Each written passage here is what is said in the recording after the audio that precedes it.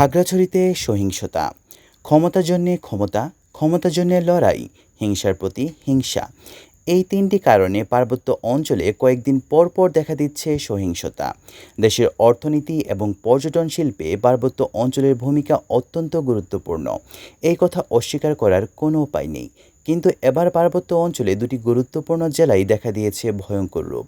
এবার ঘটনার প্রথম সূত্রপাত হয় খাগড়াছড়ির দীঘিনালায়। হঠাৎ করে শহরে শুরু হয় তাণ্ডব। খাগড়াছড়ি জেলার দীঘিনালায় পাহাড়ি ও বাঙালির সংঘর্ষের জের ধরে গতকাল বৃহস্পতিবার রাতভর জেলা সদরে গোলাগুলির ঘটনা ঘটেছে। রাতের গোলাগুলি ও বিকেলের সংঘর্ষের ঘটনায় ৩ জন নিহত হয়েছেন, আহত হয়েছেন অন্তত ১৫ জন। উত্তেজনা থামাতে শহরে জারি করা হয় ১৪৪ ধারা। শুক্রবার সকাল থেকে উত্তপ্ত হয়ে ওঠে পাহাড়ি এলাকা। সেখানে তারা মিছিল বের করে এবং সেই মিছিল থেকে দেশীয় অস্ত্র নিয়ে বনরূপা এলাকার দোকানপাট স্থাপনা পুড়িয়ে দেয়। এমনকি তারা রাস্তায় থাকা মোটরসাইকেল এবং অটোরিকশায় অগ্নিসংযোগ করে। এই সময় বাঙালিরা তাদেরকে প্রতিহত করার চেষ্টা করলে ঝামেলা আরও চরমে ওঠে।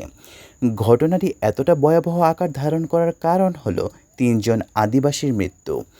এরপর পরিস্থিতি কিছুটা শান্ত হয়ে যায়, কিন্তু দুপুর ১২টার দিকে পাহাড়িরা আবার শহরের রাজবাড়ী এলাকায় ভাঙচুর শুরু করে। হাসপাতাল এলাকা ও কালিন্দাপুর এলাকায় হামলার ঘটনা ঘটে। এক পর্যায়ে সংঘর্ষ চরমে ওঠে। এরপর বাঙালিরা পাল্টাপাল্টি হামলা ও ভাঙচুর চালায়। এতে উভয় পক্ষের অন্তত ২০ জন আহত হয়। এই হতাহতের ঘটনায় উত্তাল হয়ে ওঠে শহর। এসব হামলার পর স্থানীয় বাঙালিরা লাঠিসোঁটা নিয়ে বিক্ষোভ মিছিল করেন। আইনশৃঙ্খলা পরিস্থিতি স্বাভাবিক করতে কাজ করছে প্রশাসন। পরিস্থিতি নিয়ন্ত্রণে নিতে সড়কে আইনশৃঙ্খলা রক্ষাকারী বাহিনী অবস্থান নিয়েছে।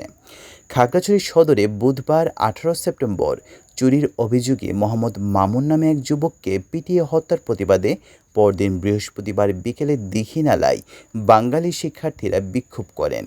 এ নিয়ে দুপক্ষের মধ্যে ধাওয়া পাল্টা ধাওয়ার ঘটনা ঘটে। এ সময় লারমা স্কয়ারের বাজারে আগুন লাগিয়ে দেয় দুর্বৃত্তরা।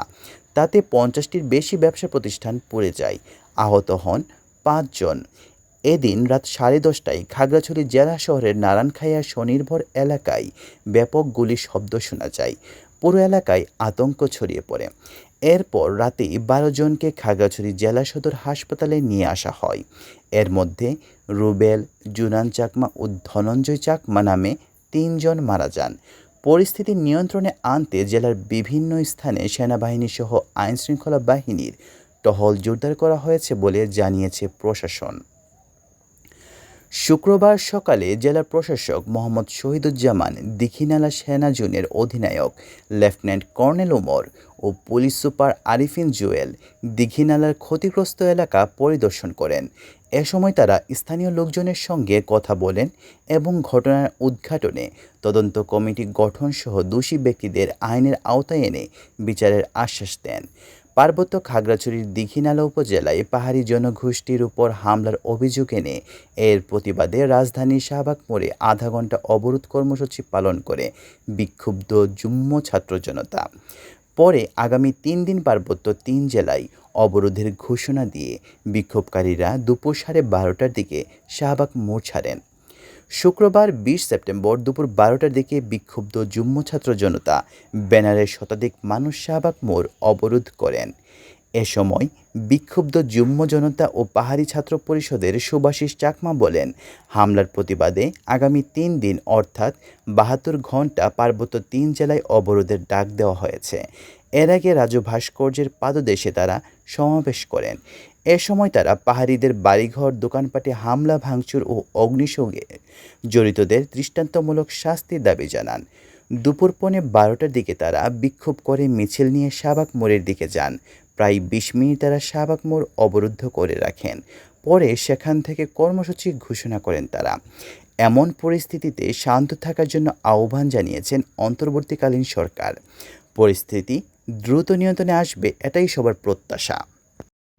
এ ধরনের আরও তথ্যবহুল ভিডিও পেতে অনুগ্রহ করে আমাদের ইউটিউব চ্যানেলটি সাবস্ক্রাইব করুন এবং আমাদের ফেসবুক পেজে ফলো দিয়ে সাথে থাকুন।